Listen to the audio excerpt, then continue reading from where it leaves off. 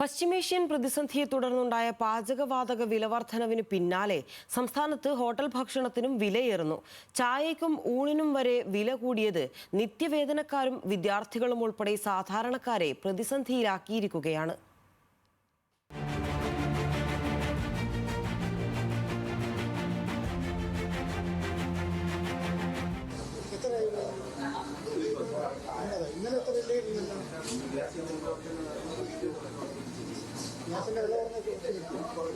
വാണിജ്യ സിലിണ്ടറുകളുടെ വില കുതിച്ചുയർന്നതോടെ ഹോട്ടൽ മെനുവിലും വലിയ മാറ്റം വന്നിട്ടുണ്ട്. 10 മുതൽ 12 രൂപയായിരുന്ന ചായയ്ക്ക് പലയിടത്തും ഇപ്പോൾ 15 രൂപയാണ് പുതുക്കിയ നിരക്ക്. ഉച്ചയൂണിനാകട്ടെ 10 മുതൽ 15 രൂപ വരെയാണ് വില കൂടിയത്. ഇതോടെ ഹോട്ടൽ ഭക്ഷണത്തെ കൂടുതൽ ആശ്രയിച്ചിരുന്ന തൊഴിലാളികളും വിദ്യാർത്ഥികളും വലിയ പ്രതിസന്ധിയിലാണ്.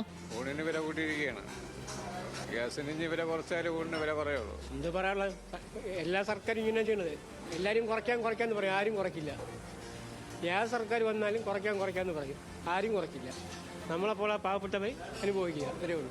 ആഹാര സാധനത്തിന് വില കൂടി, നമ്മളെ ശമ്പളമൊന്നും കൂടിയില്ല. പണ്ടത്തെ ശമ്പളം തന്നെ ഇപ്പോഴും.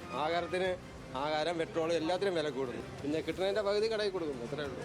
ഇല്ലെങ്കിൽ രാവിലെ വീട്ടിൽ നിന്ന് ഉണ്ടായിക്കൊണ്ട് വരണം, അതിനുള്ള സമയം കിട്ടില്ല. വിലക്കയറ്റം തടയാൻ ഹോട്ടലുകൾ വിഭവങ്ങളുടെ എണ്ണവും വെട്ടിക്കുറച്ചിട്ടുണ്ട്. പ്രഭാത ഭക്ഷണത്തിൽ നിന്ന് പൂരി, പുട്ട്, പയർ, പപ്പടം എന്നിവ ഒഴിവാക്കിയും ഉച്ചയൂണിലെ കറികളുടെ എണ്ണം കുറച്ചുമാണ് നഷ്ടം കുറയ്ക്കാൻ ശ്രമിക്കുന്നത്. സിലിണ്ടറുകളുടെ ദൗർലഭ്യം കൂടിയാകുമ്പോൾ കടയടച്ചുപൂട്ടേണ്ട അവസ്ഥയിലാണെന്നും ഈ നില തുടർന്നാൽ പിടിച്ചു നിൽക്കാൻ ഇനിയും വില വർദ്ധിപ്പിക്കേണ്ടി വരുമെന്നും ഹോട്ടലുടമകൾ പറയുന്നു. അവർക്ക് വില വർധനവ് അവർ ചോദിക്കുന്നുണ്ട്. അവർക്കിപ്പം ഈ ദൃശ്യമാധ്യമങ്ങളും ഫോണിലെല്ലാം കാര്യങ്ങളൊക്കെ അറിയാന്നുള്ളതുകൊണ്ട് ഒരു 50-60% ആൾക്കാർക്ക് കാര്യങ്ങളൊക്കെ കുറച്ച് മനസ്സിലായിട്ടുണ്ട്. അല്ലെങ്കിൽ അവരെല്ലാവരും പിണങ്ങും. കാര്യം നമ്മൾ കൊച്ചു സ്ഥാപനങ്ങളല്ലേ, ഇത് വലിയ സ്ഥാപനം. അപ്പോൾ കൊച്ചു സ്ഥാപനം ആശ്രയിക്കുന്ന ഇവിടെ 2-3 നേരം ഭക്ഷണം കഴിക്കാൻ പറഞ്ഞവരുണ്ട്. ഒരു ദിവസം 3 കൂടുതൽ പ്രാവശ്യം കഴിക്കാൻ പറഞ്ഞവരുണ്ട്. അപ്പോൾ ഒരു ബഡ്ജറ്റ് കട എന്നുള്ള നിലയിൽ നമ്മളൊരു ചെറിയ 30-40 രൂപയ്ക്കുള്ള ബ്രേക്ക്ഫാസ്റ്റ്, ഒരു 60-70 രൂപയ്ക്കുള്ള ഊണ്, വൈകിട്ടായാലും ഒരു പൊറോട്ടയും കറിയെല്ലാം കഴിച്ചാൽ ഒരു 50-60-40 ആ റേഞ്ചിലുള്ള ഭക്ഷണമാണ് നമ്മളിവിടെ കൊടുക്കുന്നത്. പക്ഷേ ഇപ്പോൾ നമുക്കത് പ്രതിസന്ധിയിലാണ്. ചെറുകിട ഹോട്ടലുകളെയാണ് പ്രതിസന്ധി ഏറ്റവും അധികം ബാധിച്ചിരിക്കുന്നത്.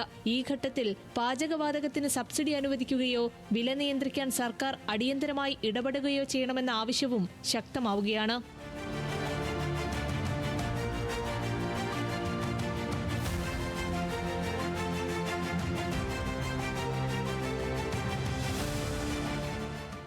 ഭക്ഷണം കഴിക്കാനെത്തുന്നവർക്കും ഉടമസ്ഥനും തൊഴിലാളികൾക്കും ഒരുപോലെ ബുദ്ധിമുട്ടുണ്ടാക്കുന്ന ഒന്നാണ് ഗ്യാസിന്റെ വില വർധനവ്.